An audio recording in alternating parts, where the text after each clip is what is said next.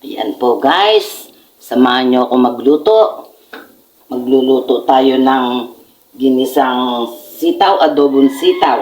Ayan po. Unahin po natin ang sibuyas. Ayan. Isunod na po natin yung bawang. Ayan. Ayan po, laglaglagan na.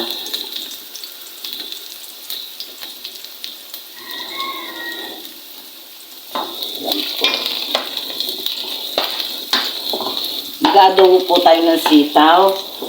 Yung sitaw po hinaluan ko na. Konti lang po kasi yung sitaw. At sobrang mahal po ngayon ng sitaw. Tapos hinaluan ko lang po siya ito hagod. Yan. Hagod. Anong tawag? Yung bunga ng malunggay po yan. Pwede naman pong haluan, di po ba? Yan.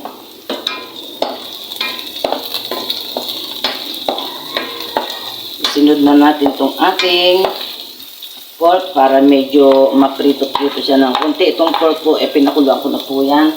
Pinalambot ko na po. Ayan po. Ayan, gisa-gisa natin. Lakasan ko yung apoy.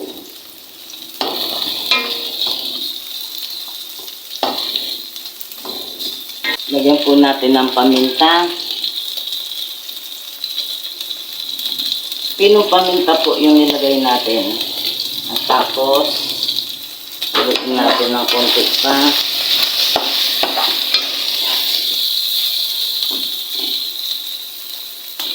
Lagyan natin ng toyo.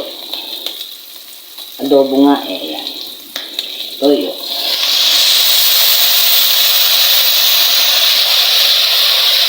Ang ginamit ko pong toyo dyan dato puti. Toyo. Sunod na po natin yung ating gulay, sitaw at bunga ng malunggay. Napansin ko, usap-usapan sa palengke po, napakamahal ng gulay na native. Yung native lang naman po. Ang bumaba ng konti, yung bagyo. Gulay ng bagyo, may mga ilang gulay ng bagyo na bumaba, pero ang pinakamahal po ang sibuyas po mahal pa din, at ang patatas mahal pa rin yan. Tapos po meron tayo ditong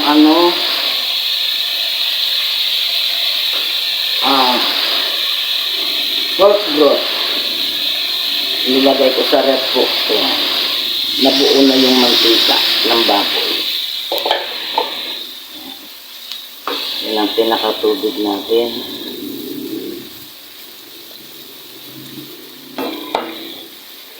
Kaya yung ating pong adobong sitaw ay malasa dahil po sa nilagay po natin pinakasabaw niya yung pinagkulang po ng baboy, pork broth. Ayan po.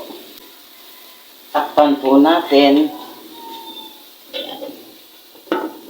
Ayan, tikman po natin.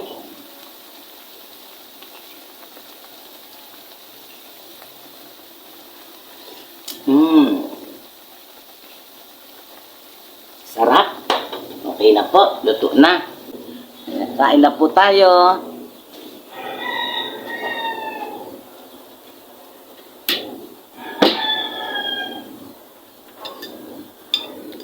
Adobong sitaw.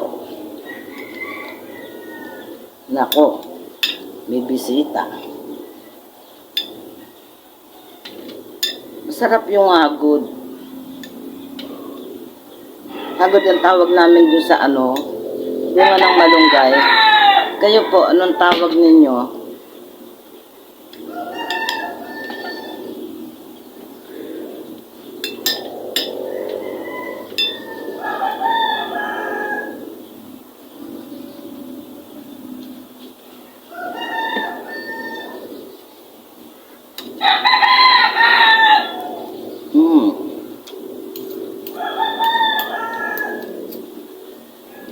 Sarap.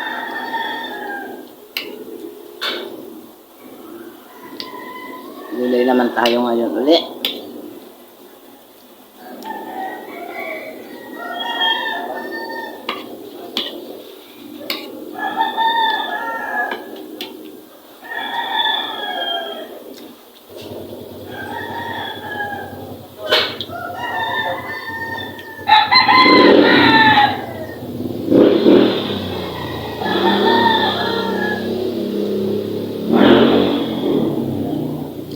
Ang tawag dyan sa isda na yan, ano bang tawag dito? Nakalimutan ko. Para siyang bangus. Bitaw, ayun. Nagulat pa ako, hindi ako naisip. Bikaw. Dati hindi ko pinapansin yan eh. Minsan natikman ko. Hindi siya matinik, malaman. Masarap pala.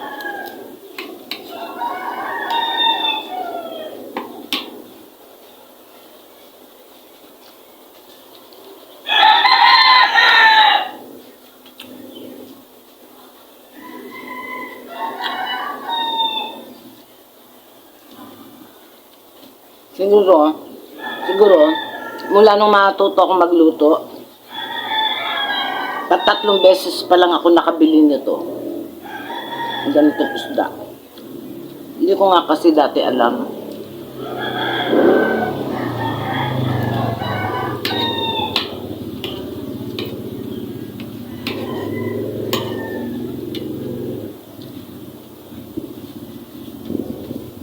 Hagod. Kaya tinawag itong hagod. Kasi, nahagod ganyan ng ipin.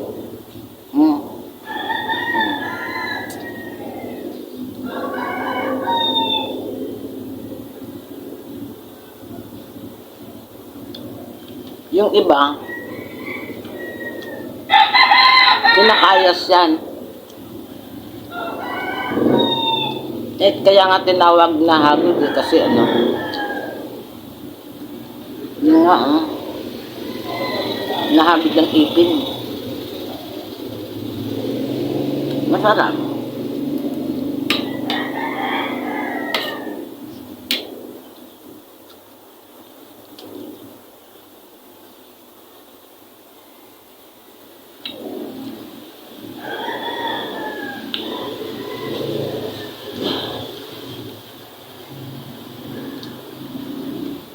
Galing to sa backyard namin may huminging kapitbahay. Sabi ko, sige, pahingi mo na lang din ako. Binigyan ako. Ang tataas kasi, hindi ko kaya. Hindi ko kayang kumuha. Kaya pag may humingi, sige, bigyan lang akong bigay. Hingi din ako.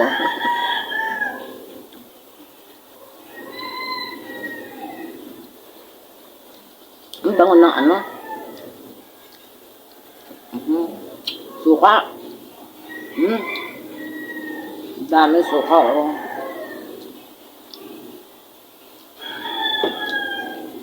Ang bango.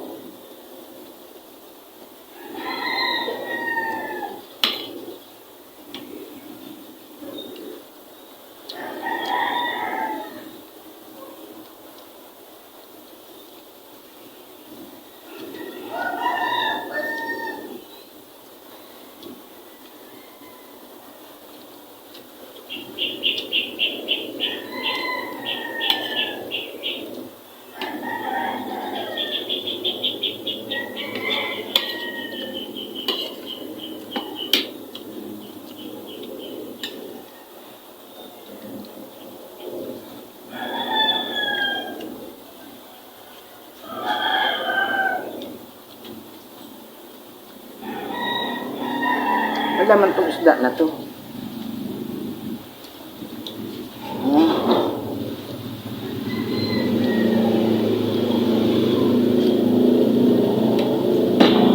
Kaya ko ang niya.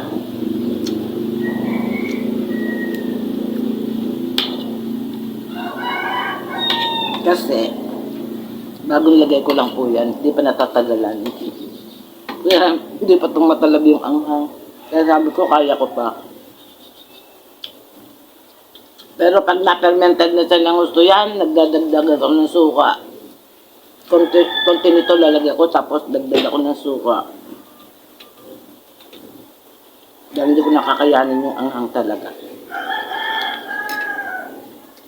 Ito, bago pa lang, kaya masarap.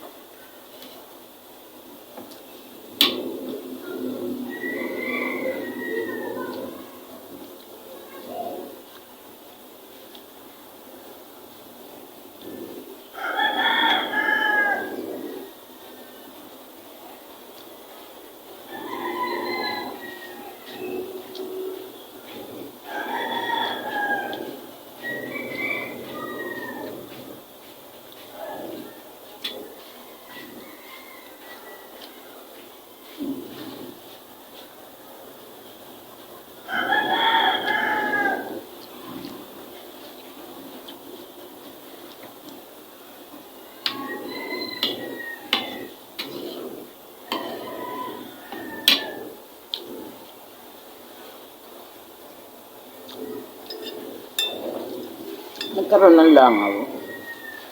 Kaya, may taba tong yung liempo nila ako dun sa sitaw eh. Sarap.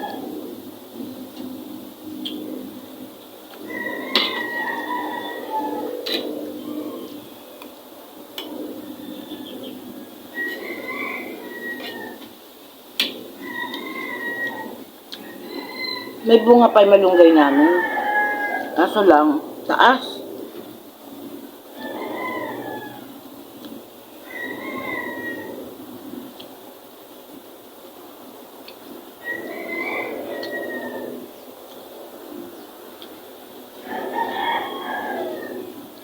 Mag-aabang na lang ako uli ng kung sinong gustong humingi.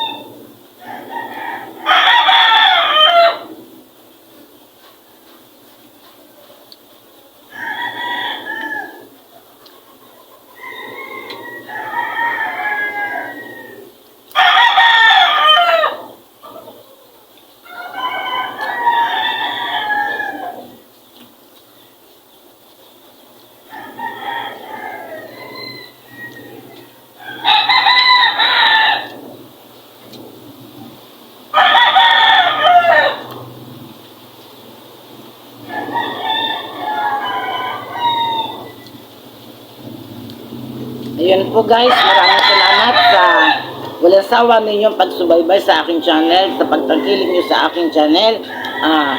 Pasuyo naman po doon po sa hindi pa nakapag-subscribe.